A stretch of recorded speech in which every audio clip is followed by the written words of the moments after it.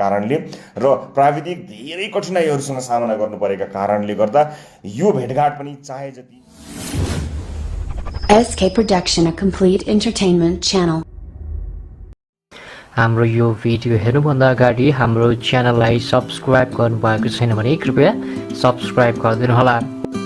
कारणले र प्राविधिक धेरै कठिनाइहरूसँग सामना गर्नु परेका कारणले गर्दा यो भेटघाट पनि चाहे जति सहज हुन पाएन, त्यसको लागि क्षमा चाहन्छु। तर अब भने आजबाट कामका कुरा कार्यक्रमको ट्रायल सुरु गर्न गएको छ। ट्रायल भनेको एउटा ट्रायल, एक लेभलको ट्रायल त हामीले गरि नै हाल्यौँ, तर यो पुरै सिजन नै एउटा ट्रायल जस्तै हुनेछ। यो कस्तो हुन्छ, के हुन्छ, कसो हुन्छ भन्ने कुरा यसै भन्न किन पनि सकिन्न भने यस्तो किसिमको काम, यस्तो किसिमको प्रयास पहिला भएको हामीले पाएका छैनौँ। अन्यत्र छ कि थाहा छैन, हाम्रो एकदमै संसारमै नभएको चिज हो यो भन्ने क्लेम त होइन, तर मेरो जानकारीमा आएको छैन, हाम्रो टिमलाई आएको छैन जुन रेफरेन्सलाई लिएर यसको लागि यस्तो चिज चाहिँदो रहेछ, यो गर्नुपर्ने रहेछ भनेर त्यो रेफरेन्स पाउने प्राविधिक ठाउँहरू हामीले पाउन सकेनौँ। त्यस कारणले ट्रायल गर्दै त्यो एररहरूलाई सल्भ गर्दै गर्नु बाहेक हामीसँग विकल्प थिएन, जसका कारणले हामीले धेरै दर्शकहरूलाई गुमाउनु पनि पर्यो जस्तो लाग्छ। कतिपयले सुरुमा एकदमै धेरै उत्साह देखाउनु भएको थियो, पछि हैत्तेरिका भनेर कति दर्शकहरू रिसाउनु पनि भयो। तर के गर्ने, नयाँ प्रयोग गर्दाखेरि ती सबै चिजहरूलाई सामना गर्नै पर्ने रहेछ। त्यस कारणले ती सम्पूर्ण आलोचनाहरूलाई सहर्ष स्वीकार्दै अझै पनि सम्भावित आलोचनाहरूको प्रतीक्षा पनि गरेको छु मैले, तर भनिहालिन्छ नि, कोसिस निरन्तर गर्नुपर्दछ र यति चाहिँ थाहा छ कोसिस गर्नेहरू हार्दैनन् भन्ने सुनेको छु। त्यस कारणले यो कोसिसलाई निरन्तरता दिनको निमित्त आजबाट यो कार्यक्रमलाई हामी प्रस्तुत गर्न गइरहेका छौँ। कामका कुरा यसको नाम दिएका छौँ हामीले। कामका कुरा किन हो, के कारणले हो भन्ने कुरा विभिन्न माध्यमबाट मैले यहाँहरूलाई बताइसकेको छु, त्यसमा म धेरै जान चाहन्न। तर यहाँ यो खेल खेल्नका लागि अथवा यो गेममा सहभागी हुनका लागि धेरै कठिनाइहरू आएको देखेर केही कठिनाइहरूबारे जानकारी दिने उद्देश्यले म यहाँ उपस्थित भएको छु। नेपालभित्र कामका कुरा यो डोको एप डाउनलोड गरी खेल्न सकिन्छ। यहाँलाई जानकारी गराउँ, नेपालभित्रका लागि यो 19 रुपियाँ हो, एउटा एपिसोडको 19 रुपियाँ पर्छ। तर यसबाट प्राप्त भएको पैसा यसका सञ्चालकहरूले लिँदैनन्। त्यो सम्पूर्ण ब्याङ्क अकाउन्ट सार्वजनिक गर्ने हामीले योजना बनाएका छौँ। भरे कार्यक्रममा तपाईँले थाहा पाउनुहुनेछ। अर्थात् तपाईँलाई चाहियो भने तपाईँले चाहेको खण्डमा यसको सम्पूर्ण डिटेल प्राप्त गर्न सक्नुहुनेछ।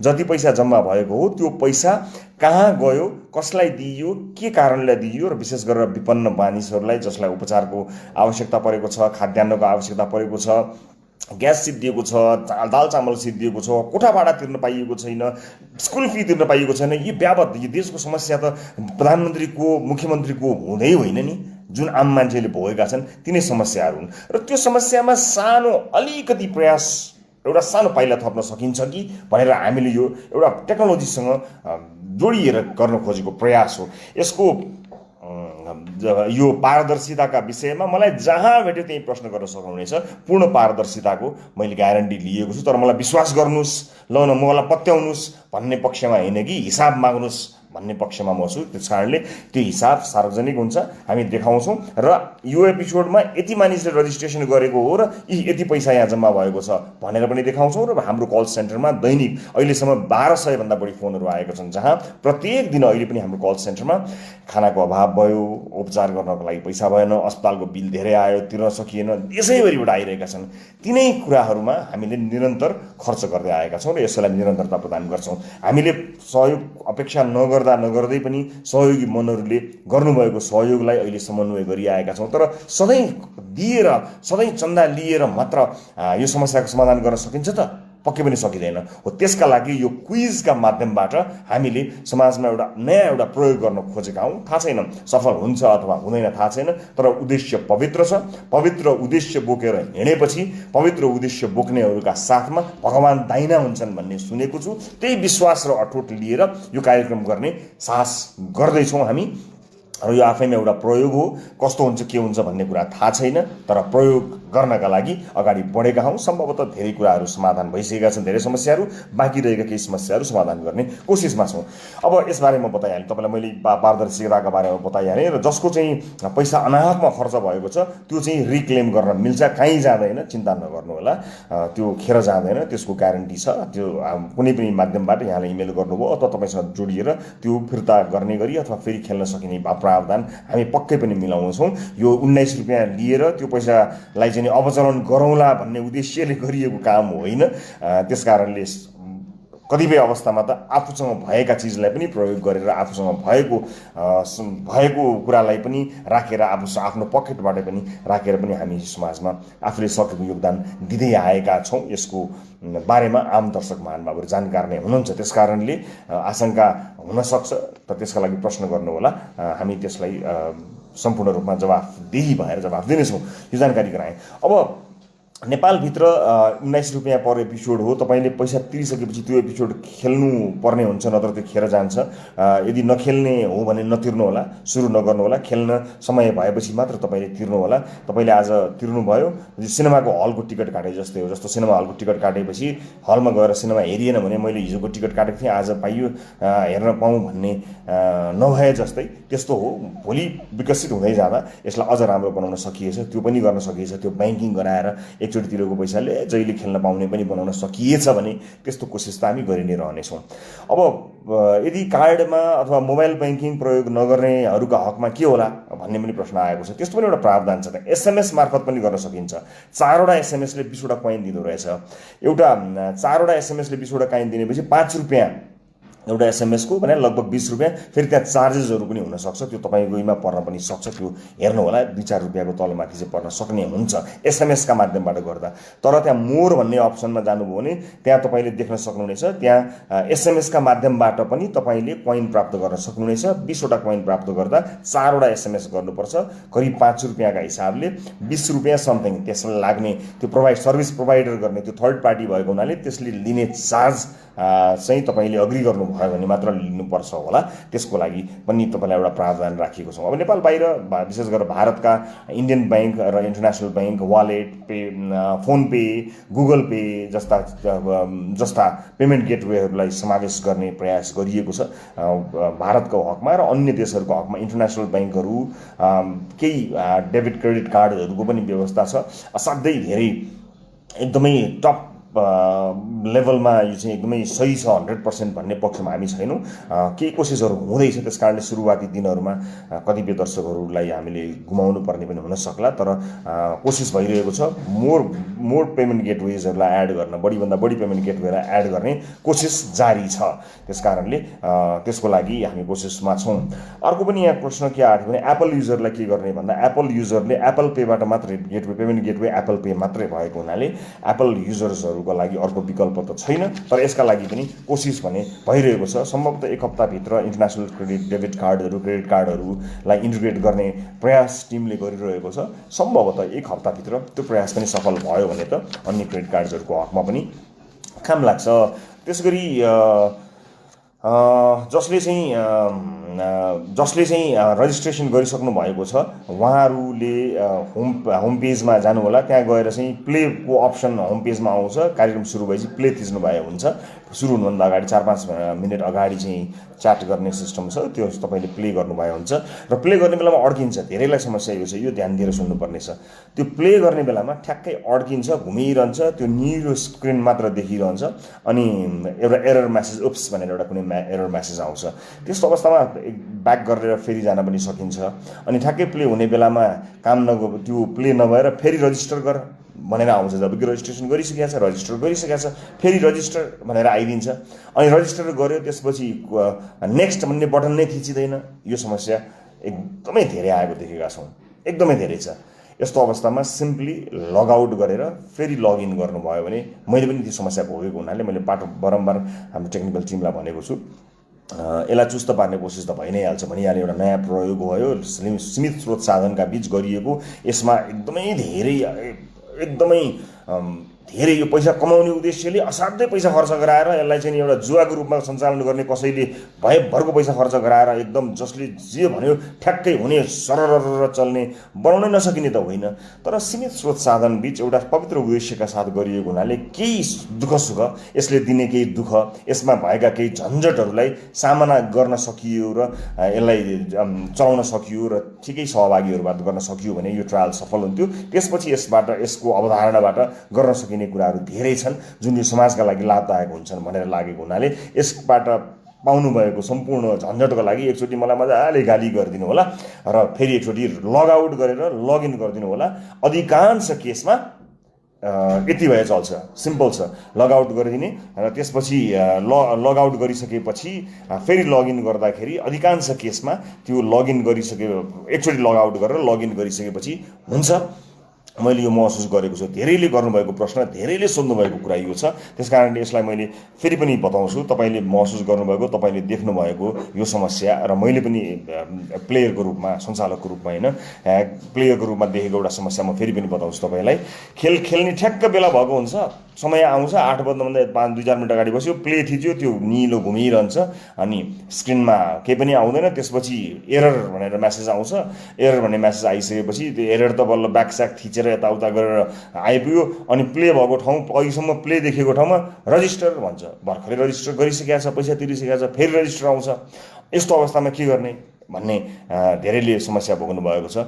त्यस्तो अवस्थामा मोर भन्ने अप्सन छ दाहिनेपट्टि, त्यो मोर भन्नेमा जाने सबभन्दा पहिला मलाई गाली गर्ने, त्यो पनि एउटा काम लाग्दो रहेछ। हाम्रो चाहिँ एउटा यो नेपाली ट्रिक हुन्छ नि, कहिलेकाहीँ त्यो कुनै कुनै सामानहरू ढ्याङढ्याङ हानेपछि काम लागे जस्तै मलाई गाली गरेपछि पनि धेरै काम हुन्छ यहाँ फेरि। त्यस कारणले एकचोटि मजाले मलाई गाली गर्ने, त्यसपछि मोरमा जाने। मोरमा गइसकेपछि तपाईँले लगआउट गर्ने अनि फेरि एकचोटि समय भयो भने लगआउट गर्ने टाइममा फेरि एकचोटि मलाई गाली गर्ने अनि फेरि लगइन गर्ने। लगइन गरिसकेपछि मजाले चल्छ। यो मेरो अनुभव हो। खैर यस्तो पनि छ, मैले भनिहालेँ यो असाध्यै हामीले एकदम लिमिटेड रिसोर्सेसमा ट्रायल गरेको चिज भएको हुनाले यो एकदमै 100% प्रोफेसनल, एकदमै चुस्त दुरुस्त यो चाहिँ नि प्लेटफर्म हो भन्ने दाबी म गर्दिनँ। तर हुन्छ, यदि यो ट्रायल, यो होल सिजन राम्रोसँग हामीले सञ्चालन गर्न सक्यो भने I think it will work. मलाई विश्वास छ। अब एउटा कोसिस हो, ट्रायल हो। भएन छ भने के गर्ने भन्ने प्रश्न पनि आउला। भएन छ भने फेरि पनि गरिरहने, कोसिस निरन्तर गरिरहने। यो एउटा राम्रो अवधारणा भएको हुनाले मैले यो यहाँलाई जानकारी गराएँ।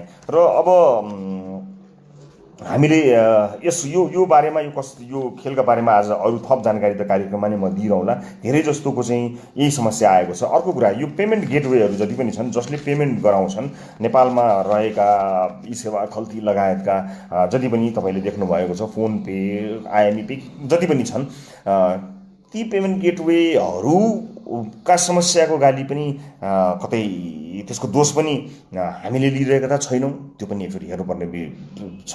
यद्यपि हाम्रो गाली पनि उहाँहरूले खानु हुँदैन, त्यो पनि गलत हो। त्यस कारणले यसलाई पनि अलिकति बुझ्ने कोसिस पनि गर्नु होला कि कतै कहिलेकाहीँ के हुन्छ भने कुनै पेमेन्ट गेटवे आफैमा पनि समस्या हुन्छ।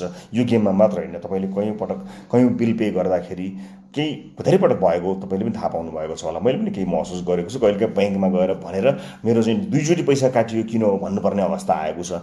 त्यो विडम्बना यसमा पनि कायमै छ। मतलब त्यो नियमित विडम्बना हो। हाम्रो पेमेन्ट गेटवेहरू, हाम्रो ई कमर्स अलिकति 100% प्रोफेसनल नभइसकेको पीडा यो गेमले पनि पाएको छ। त्यो भाग चाहिँ सबैले भाग लागेको हुनाले त्यो चाहिँ हामीलाई पनि छ।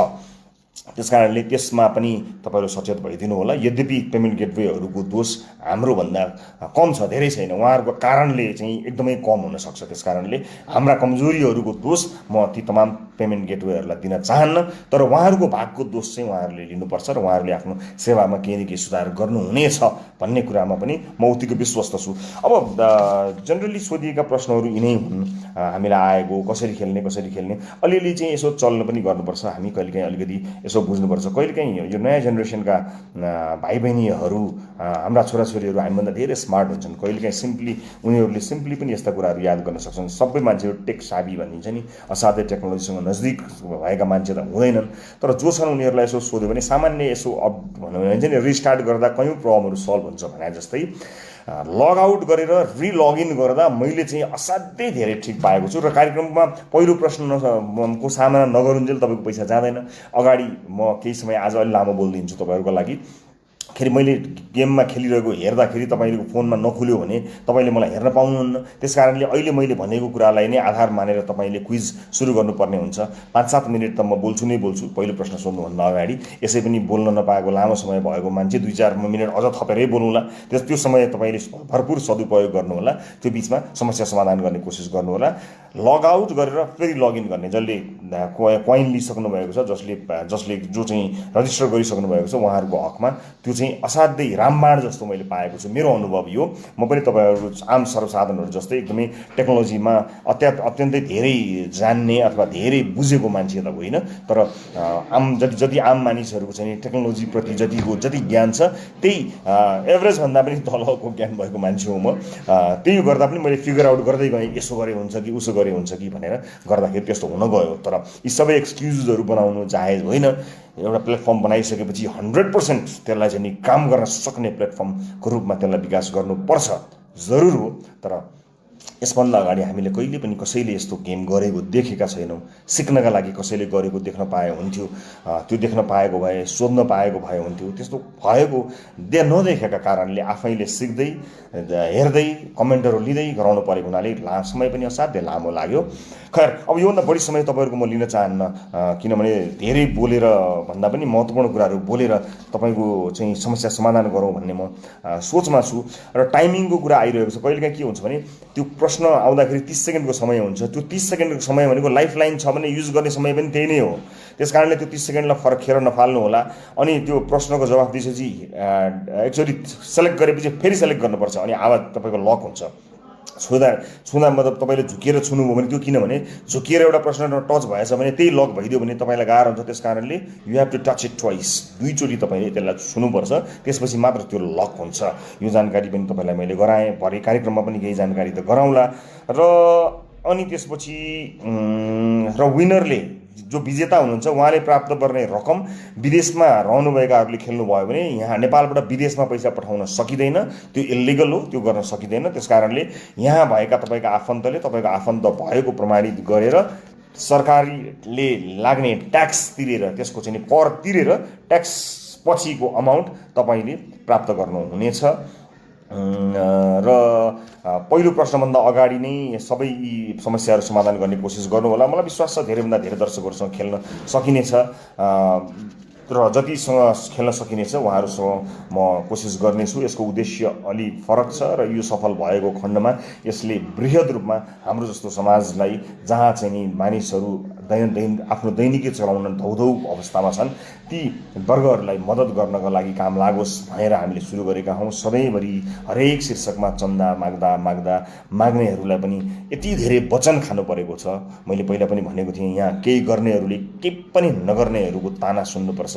तर पनि ती सबै चिजलाई एक ठाउँमा राखेर जति पनि सामाजिक अभियन्ताहरूले यो महामारीमा मात्र होइन, देशमा विपद पर्दा जसरी लागि परेर काम गर्नुभएको छ, अब त्यसलाई अलिकति हामी चाहिँ फरक ढङ्गले गरौँ न। यो चाहिँ मागेर समाजसेवा हुँदैन भनेर असाध्यै यो विषयलाई लिएर धेरै टिका टिप्पणी भइरहँदाखेरि मनमा केही गर्ने इच्छा पनि छ, तर फेरि त्यो वचन सुन्नुपर्छ भन्ने पिर लागेको हुनाले हामीले यो अवधारणा बनाएका हौँ।